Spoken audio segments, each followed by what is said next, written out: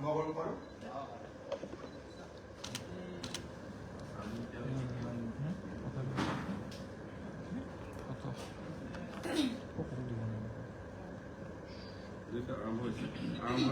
সাংবাদিক সতীৰ্থসকল, আপোনালোকে জানে যে খন্তেক সময় আগতে আমাৰ আজিৰ কেবিনেট শেষ হ'ল আৰু আজিৰ কেবিনেটত বৰাক ভেলীৰ কাৰ্যালয়ৰ সকলো কাম বা বৰাক ভেলী অঞ্চলৰ সকলো কাম অতি ক্ষিপ্ৰতাৰে আগবঢ়াৰ কাৰণে মুখ্যমন্ত্ৰী মহোদয়ে আগ্ৰহত বৰাক ভেলীলৈকে অতি সঘনাই যাতে মন্ত্ৰীসকল গৈ থাকে তাৰ কাৰণে এটা সিদ্ধান্ত লোৱা হৈছে।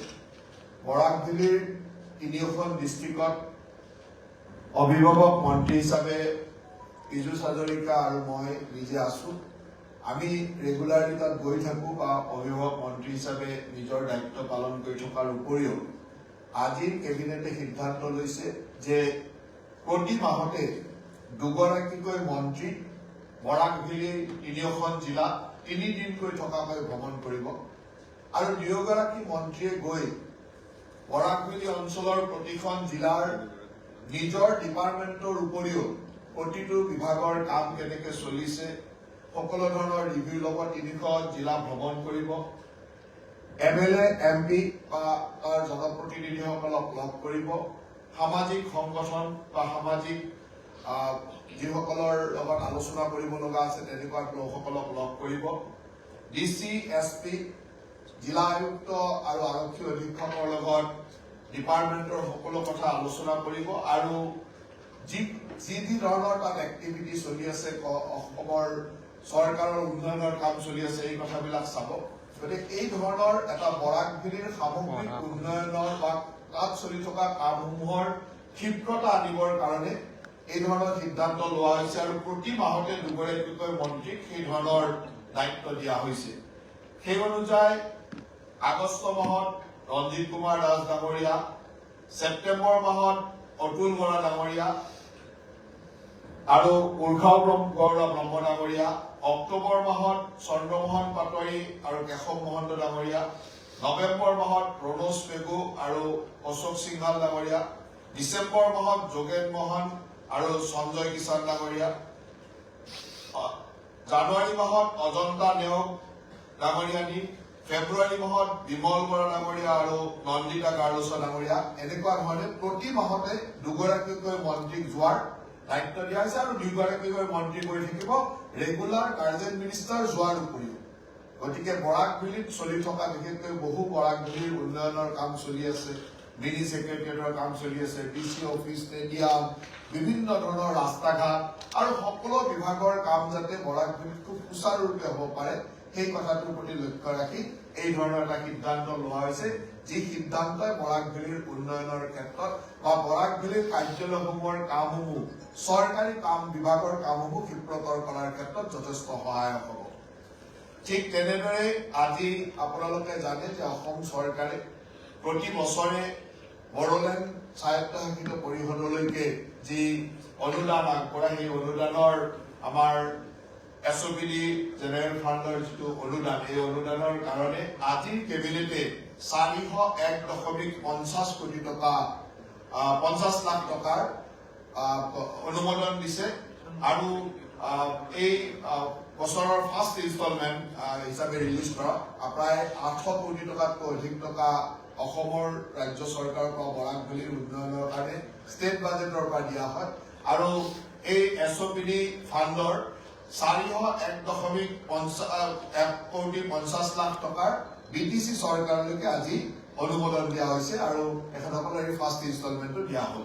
গতিকে বৰাক BTR চৰকাৰখনৰ কাৰণে আৰু বৰাক BTR বড়োলেণ্ড উন্নয়নৰ কাৰণে ইয়াক অত্যন্ত ক্ষিপ্ৰতৰভাৱে কাম কৰাৰ ক্ষেত্ৰত সহায়ক হ'ব।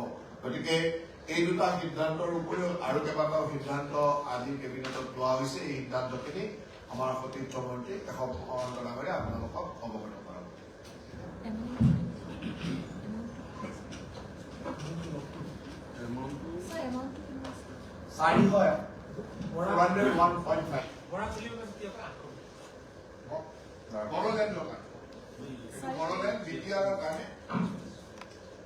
বড়োলেণ্ডৰ কাৰণে 8 কোটি টকাৰ বাজেট থাকে তাৰে 50% প্ৰায় 4.150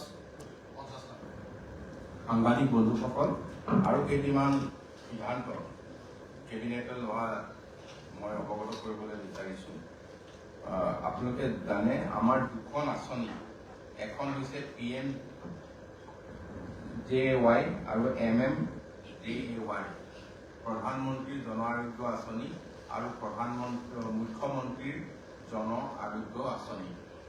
মুখ্যমন্ত্ৰীৰ জন আৰোগ্য আঁচনিখন মুখ্যমন্ত্ৰীৰ আয়ুষ্মান অসম যোজনাৰ আঁচনিৰ অন্তৰ্গত 66 লাখ পৰিয়ালক আমি এই আঁচনিৰ জৰিয়তে বছৰি 5 লাখ টকাকৈ আমি স্বাস্থ্য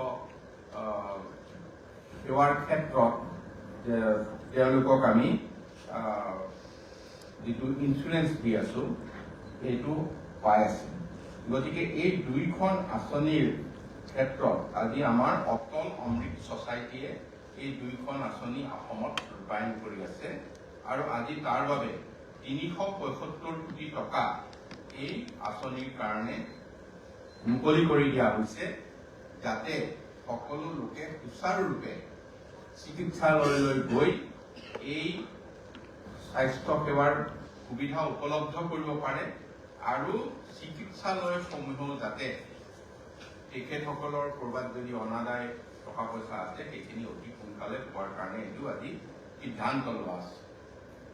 ঠিক তেনেধৰণে আৰু এটা ক্ষেত্ৰত আপোনালোকে জানে যে আসাম কেঞ্চাৰ কেয়াৰ ফাউণ্ডেশ্যন, যাৰ অধীনত ছেকশ্যন 8 কোম্পানী, অসম চৰকাৰ আৰু টাটা ট্ৰাষ্ট ইয়াত মিলি পেলাই আমাৰ ইতিমধ্যে 18খন কেঞ্চাৰ হস্পিটেলৰ ইতিমধ্যে আমাৰ 8খন কেঞ্চাৰ হস্পিটেল ইতিমধ্যে কৰ্মৰত হৈ আছে আৰু বাকীকেইখন আণ্ডাৰ কনষ্ট্ৰাকশ্যন। আৰু ইয়াৰ ভিতৰতে অসম চৰকাৰে তাত 2,531 কোটি টকা দিবলৈ থিৰাং কৰিছিল আৰু টাটা ট্ৰাষ্টৰ পৰা 1,180 কোটি টকা দিয়াৰ কাৰণে থিৰাং কৰিছিল। ইয়াত অসম চৰকাৰে এতিয়ালৈকে 1,475 কোটি টকা দিছে আৰু টাটা ট্ৰাষ্টে 623 কোটি টকা দিছে।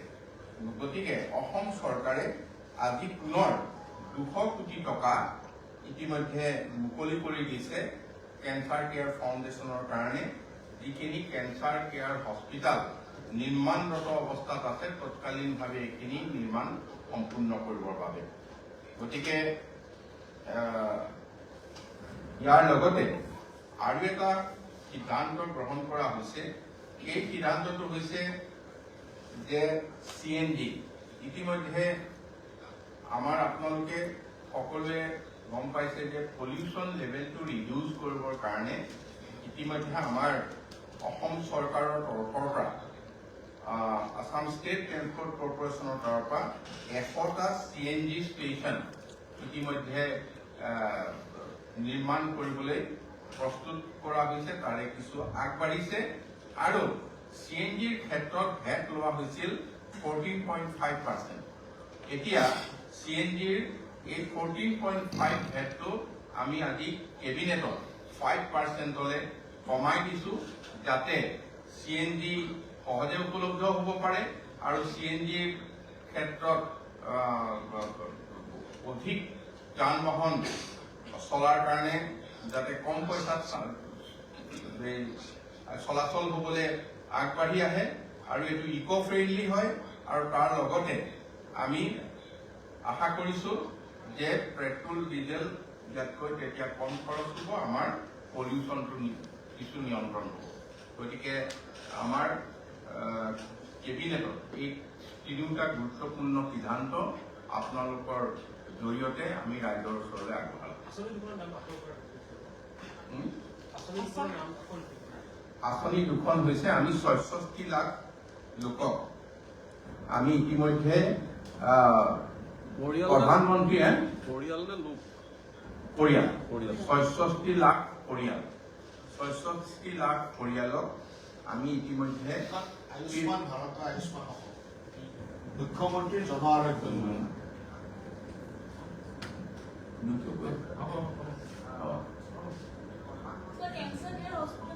নহয়, দুখন আঁচনি, এখন প্ৰধানমন্ত্ৰীৰ জন আৰোগ্য আঁচনি আৰু ইখন হৈছে মুখ্যমন্ত্ৰী জন আৰোগ্য আঁচনি। এই দুইখনত ৬৬ লাখ পৰিয়াল, প্ৰধানমন্ত্ৰীখনত ৩০ লাখ, মুখ্যমন্ত্ৰীখনত ৩৬ লাখ, সৰ্বমুঠ ৬৬ লাখ পৰিয়াল।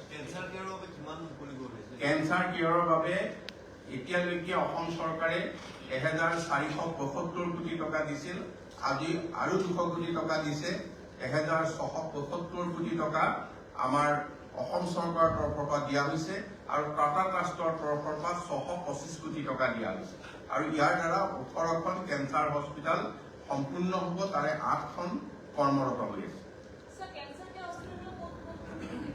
কেঞ্চাৰ কেয়াৰ হস্পিটেল কোন কোন জিলাত হ'ব নহয়, ইতিমধ্যে আপোনালোকে গুৱাহাটীত ইতিমধ্যে অলপ দিনৰ আগত মাননীয় মুখ্যমন্ত্ৰীয়ে উদ্বোধন কৰিছে, আপোনালোকে ভালকে জানে।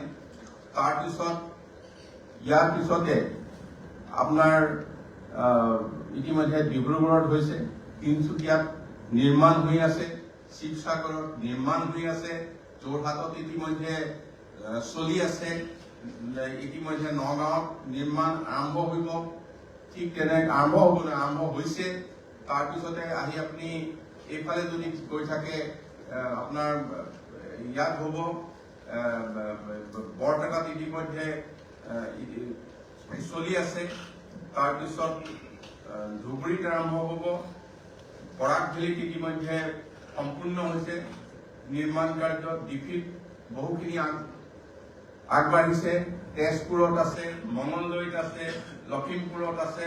গতিকে অসমৰ চাৰিওফালে যাতে কোনো মানুহে বহুত দূৰলৈ যোৱাৰ প্ৰয়োজন নাহে, ঘৰৰ পৰা অহা যোৱা কৰি কেঞ্চাৰৰ ট্ৰিটমেণ্ট বা কেমো ল'ব পাৰে, সেই ব্যৱস্থাৰে অসমৰ ধুবুৰীৰ পৰা ধৰি তিনিচুকীয়ালৈ, বৰাক উপত্যকাৰ আৰু উত্তৰ পাৰ, দক্ষিণ পাৰ, ব্ৰহ্মপুত্ৰৰ দুইফালে 18খন কেঞ্চাৰ চিকিৎসালয় আমি আশা কৰিছো এবছৰৰ পৰা 1.5 বছৰৰ ভিতৰত সম্পূৰ্ণভাৱে কাৰ্যক্ষম হৈ উঠিব।